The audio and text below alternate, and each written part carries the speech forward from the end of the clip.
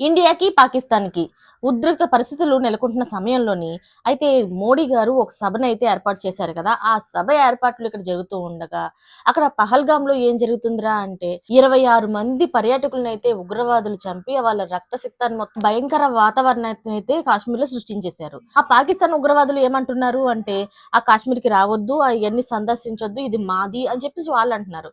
ఇలాంటి తరుణంలోనే పహల్గామ్‌లోకి కాశ్మీర్ అందాలన్నిటిని కూడా చూడ్డానికి పర్యాటకులు ఇప్పటికి కూడా వస్తున్నారు. అయితే ఆ ఉగ్రవాదులు ఇంత భయాందోళన సృష్టించిన తర్వాత కూడా మనమైతే ఏ మాత్రం తగ్గలేదు.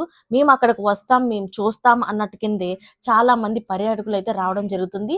వాళ్ళు వచ్చినందుకు కూడాను అక్కడ పూలతోని వాళ్ళని స్వాగతం పలకడం అంటే అక్కడ కాశ్మీర్ ప్రజలందరూ కూడా వచ్చిన సందర్శకులందరినీ కూడాను పువ్వులతోని ఆహ్వానించడం, వాళ్ళని చూసుకోవడం ఇలాంటియన్నీ కూడా చేస్తున్నారు. ఇలాంటి టైంలోనే ఆళ్ళకి కూడా అనిపించాలి కదా! అయితే ఇదంతా చూస్తుంటే భారత ప్రజల మనోధైర్యానికి నిజంగా సాక్ష్యంగా కనిపిస్తుంది.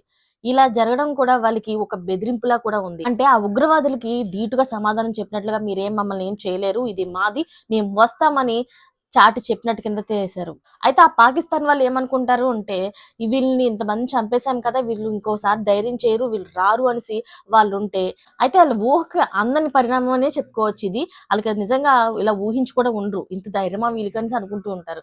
మరి ఈ వీడియో మీకు నచ్చినట్లయితే సబ్స్క్రైబ్ చేసుకోండి. Thanks for watching friends.